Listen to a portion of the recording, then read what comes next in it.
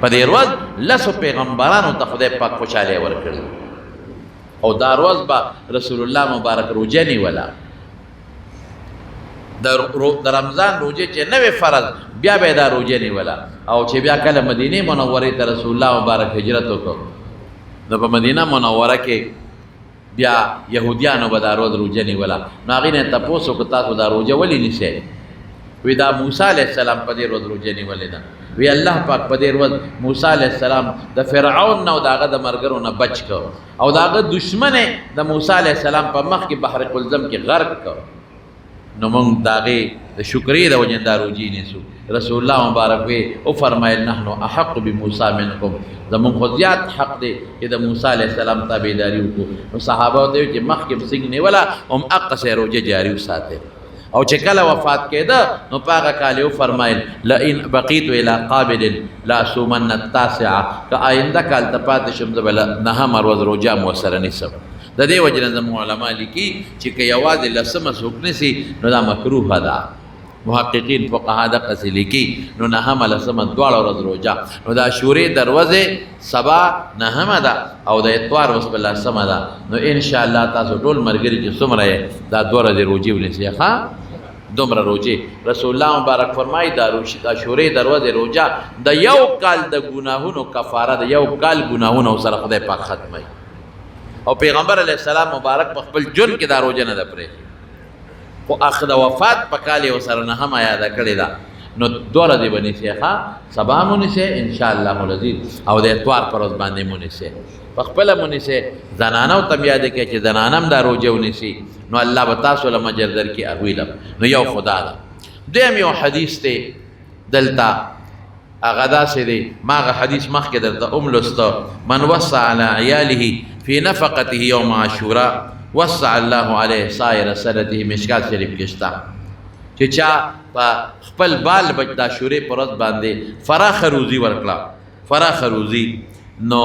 هغه له باندې به الله پاک ټول کال فراخي راولي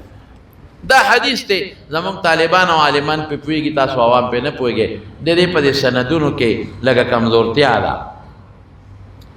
لیکن علامه قسطلاني چې کوم د بخاري شارح دی هغه وایي اسانید متعدد دي ګڼ دي هغې سره قوت پیدا کېږي او تفسیر دور منصور باندې حواله در کومه هغې کې د دې یو صحیح سره د ذکر کړی دی نو زما وروڼو رسول الله مبارک فرمایي چې د عاشورې په ورځ خپل بال بچ د چا فراخه روزي ورکړه الله به ټول کال په د فراخي راولي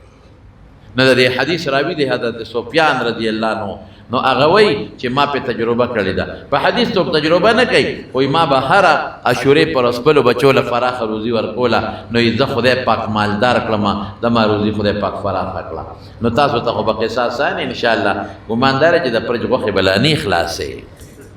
د قربانۍ هغه اب هم سنبال کړي اب پرتی وي که خیر انشاءالله او نو دا خپله بال بچلا خپل مور پلارلا رونو خویندو لا خپل امسایګانې در سره چا سره خپل نوکرانی نو د عاشورې په ورځ باندې ښه خوراک وله ورکې وسعه لفظ راغلی وسعت فراخي ته وایي فراخه روزي ورکې لږه نه چې څومره خوري هغه مره وله ورکه نو دی نه ضمناً دا معلوموي چې ښکلی او ښه خوراک ځکه زیات خوراک چې بنده خوري نو ښه خوراک خوري بېکاره خوراک څوک زیات نه خوري نو لسمه ورځ باندې د غرمې هم ورکولی شي که چېرته ماشومانو د چا روژه نه وه یا په خپله نه وه او ماښام هم که چا روژه وه نو ماښام د ښه فراخه روزي وخوري پېشمنۍ د ښه په فراخه روزۍ باندې وکړي دا دوه څیزونه دي د رسول الله صلی الله علیه وسلم د طرف نه یو د خالي اتوار روژه د عاشورې او د نهمې او یو د اتوار پر ورځ د عاشورې پر ورځ باندې خپل بال بچلا د کور خاوندانو له فراخه اعلی روزي ورکول دا دوه سنتونه دي بس زمونږ په وطن کې بعضې خلک په دې ورځ قبرونو لدي دا په شریعت کې نشته څوک په دې ورځ قبرونو لدي اوبه پیړی دا په شریعت کې نشته څوک دي قبرونو له او په قبرونو د پاسه مسور اچوي او دال اچوي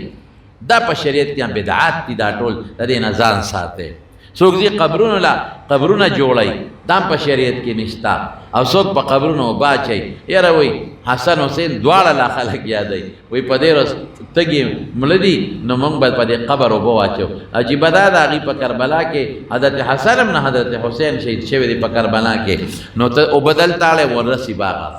ته دې په دې یو بوتل اوبه چا اوتګیله ورکا دې په دې یو بوتل شربت والا او چې د غریبانانو له ورکا او ثواب حضرت حسین ته وبخا